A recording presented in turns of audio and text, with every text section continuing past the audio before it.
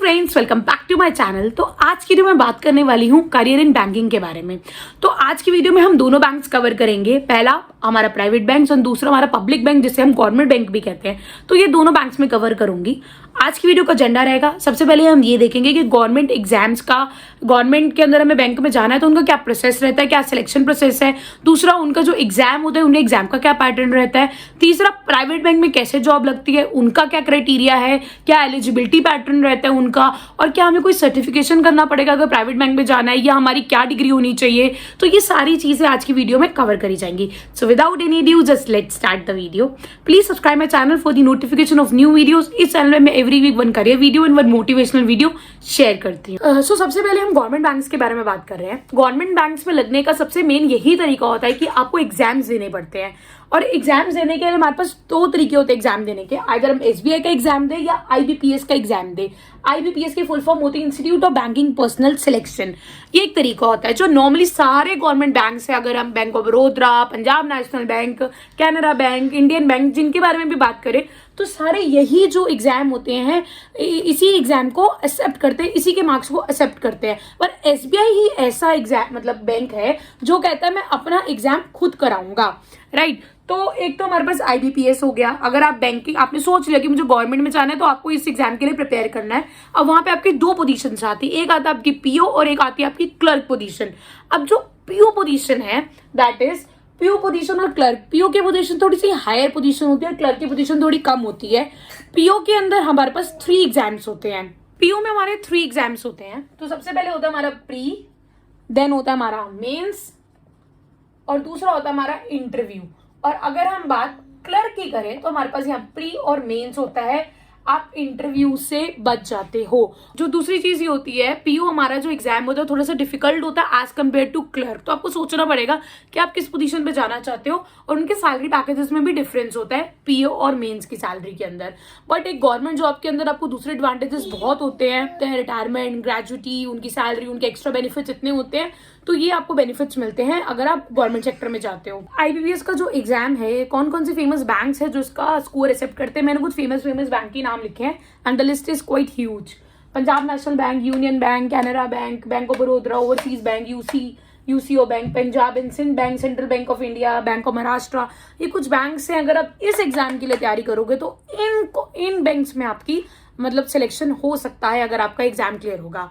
अब आती है एग्जाम के लिए कि क्या एग्जाम का पैटर्न होता है। तो बेसिकली जो दोनों एग्जाम है, अगर हम पीओ की भी बात करें और क्लर्क की भी बात करें, तो इन दोनों का ऑलमोस्ट सेम रहता है। थोड़ा सा डिफिकल्टी लेवल में चेंज होता है और एक इंटरव्यू नहीं होता क्लर्क के अंदर। तो प्रीलिम्स के अंदर हमारा ऑब्जेक्टिव रहेगा एंड इसका इंग्लिश, रीजनिंग और न्यूमेरिकल एबिलिटीज के ऊपर टेस्ट होगा, क्वांटिटेटिव, ये सारी चीजें कवर होंगी इसके अंदर। देन वी हैव मेंस की बात करें, मेंस में आपका एक सब्जेक्टिव भी रहेगा और एक ऑब्जेक्टिव एग्जाम भी रहेगा। Reasoning and computer aptitude, English, data analysis and interpretation and journal economy and banking awareness. तो ये आपका मेंस रहेगा। मेंस के बाद अगर आपका सिलेक्शन हो जाता है तो उसके बाद आपका इंटरव्यू वो होगा। उसके बाद आपको एक फॉर्म भरा होगा, आपने फॉर्म में सिलेक्शन किया होगा कि कौन कौन से बैंक्स में मैं जाना चाहता हूँ। तो उसके हिसाब से आपकी शॉर्ट लिस्टिंग आ जाएगी, यार ये बैंक में आपको शॉर्टलिस्ट कर लिया गया है। तो कोशिश यही करना कि अगर आप आईबीपीएस इसका एग्जाम दे रहे हो तो आप सारे ही बैंक्स क्लिक कर दो। फिर कई बार ये भी होता है कि किसी और सिटी में आ जाता है, किसी और स्टेट में आ जाता है, तो ये चीजें आपको चेक करनी पड़ेंगी। और इस एग्जाम को क्लियर करने के बाद, इंटरव्यू देने के बाद आपका आराम से सिलेक्शन हो जाएगा इसके अंदर, किसी भी अच्छे गवर्नमेंट बैंक के अंदर। तो नेक्स्ट बात करते हैं प्राइवेट बैंक्स की। प्राइवेट बैंक्स का जो सिलेक्शन होता है वो बहुत ज़्यादा डिफरेंट होता है गवर्नमेंट बैंक से। गवर्नमेंट बैंक का तो एक प्रोसेस होता है कि उनको वो एक सिलेक्शन प्रोसेस है, दो उनके रिटन एग्जामिनेशन है, वही आपको क्लियर करने हैं, उसके बाद आपकी जॉब लगेगी। बट प्राइवेट बैंक ऐसा नहीं होता, इनका टोटली डिपेंड करता है कि आप किस पोजीशन के लिए अप्लाई कर रहे हो। अगर इनकी जो सीनियर पोजीशन के लिए अप्लाई करो तो वहाँ पे ये डाल देते हैं कि एमबी होनी चाहिए, इस कॉलेज होनी चाहिए, या कई बार क्या करते हैं कैंपस प्लेसमेंट्स भी करते हैं बड़ी पोजीशंस के लिए। और कई बार क्या करते हैं, ये किसी naukri.com या किसी monster.com पे जो प्लेटफॉर्म्स होते हैं वहाँ पे डाल देते हैं, या उनकी कई बार उनकी वेबसाइट पे इन्फॉर्मेशन होती है। ये सब कुछ उनकी प्रोसेस जो है उनका सारा डिपेंड करता है कि किस पोजीशन के लिए दे आर हायरिंग। तो अगर आप किसी प्राइवेट बैंक में लगना चाहते हो, इनकी भी सबसे अच्छा पैकेज, बहुत अच्छा पैकेज ये देते हैं।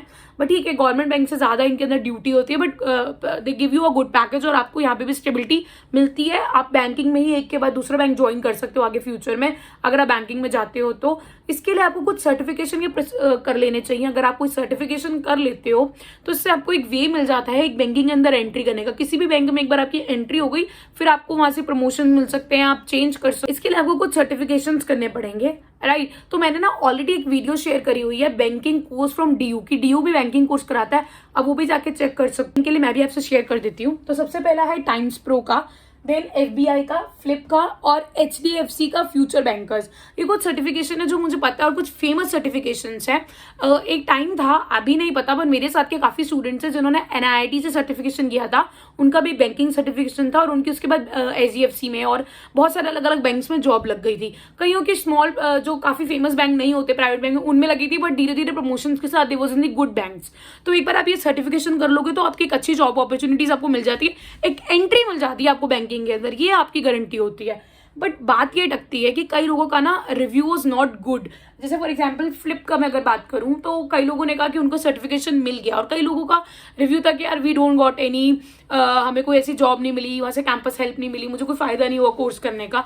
तो ये टोटली ना आप पे भी डिपेंड करता है कि आप किस मतलब कितना ज्यादा स्टडी कर रहे हो, आप कितने एफर्ट्स डाल रहे हो, आप लिंक्डइन पे डाल रहे हो, नौकरी पे डाल रहे हो, कितनी किसी हेडहंटर से बात कर रहे हो, आपकी कोई मतलब कि उनसे कोई टच बेस हो रहा है, कितने इंटरव्यूज आप प्लान कर रहे हो, कितने दे रहे हो। तो ये सारी चीजें बहुत मैटर करती है जब आप एक किसी फील्ड में घुसना चाहते हो कि आपके एफर्ट्स की क्या वेटेज है। तो ये बहुत डिपेंड करती है। आप टोटली नहीं डिपेंड कर सकते कि भाई मैंने कोर्स कर लिया और मेरी जॉब लग जाए, ऐसा नहीं होता। हम ऐसे तो नहीं कह सकते कि भाई मैंने पीयू की तैयारी कर ली तो मेरी जॉब लग जाए, नहीं, you have to clear that exam. तो यहाँ पे ये होता है कि आप नॉलेज तो आपको वो देंगे, आप कितने एफर्ट्स डाल रहे हो, उसके बाद आप कितने इंटरव्यूज दे रहे हो, उससे बहुत मैटर करता है। अभी banking in course in DU की भी वीडियो आप एक बार जरूर देखना कि बैंकिंग कोर्स डीयू में भी कितने कौन से अवेलेबल है, उनका क्या सर्टिफिकेशन है। ऑनलाइन सर्टिफिकेशन भी बहुत आ चुके हैं, इन्फोसिस वगैरह के भी ऑनलाइन सर्टिफिकेशन है बैंकिंग के, वो भी आप देख सकते हो। अगर उसके बाद आप एक अच्छी रिसर्च करिए कि आपकी सिटी के हिसाब से और आपकी कंफर्ट लेवल के हिसाब से कौन सी सर्टिफिकेशन आपको पास पड़ रही है। You want to go into government bank के लिए तैयारी करना चाहते हो, प्राइवेट बैंक के लिए तैयारी करना चाहते हो, इन सब के नॉलेज के बाद आप एक डिसीजन ले सकते हो। अगर आप मेरे रेगुलर व्यूअर हो तो मैंने आज ये वीडियो काफी लोगों के कहने पे कमेंट्स में मैंने सेक्शन में पढ़ा था, मैं सबके कमेंट्स पढ़ती हूँ। मैंने एक कमेंट सेक्शन में पढ़ा कि कई लोग कह रहे थे please use board while making a video, तो मैंने आज बोर्ड पे कोशिश करी वीडियो बनाने। प्लीज टेल मी कि आपको पहले वाला फॉर्मेट ज्यादा अच्छा लगा, ये बोर्ड वाला फॉर्मेट अच्छा लगा ज्यादा। और अगर कुछ और आप मुझे कमेंट करना चाहते हो तो मैं सबके कमेंट्स पढ़ती हूँ, please share me the comment. और भी मैं बहुत सारी बैंकिंग की वीडियोस, मैं एक बैंकिंग के ऊपर सीरीज स्टार्ट करने वाली हूँ, तो मैं और भी बहुत सारी वीडियोस बैंकिंग के ऊपर रिलेटेड आपसे शेयर करती रहूंगी, जिसके अंदर मैं सारी चीजें बैंकिंग की डालूंगी। मतलब आप मुझे कमेंट करो, I am happy to answer it and happy to read it.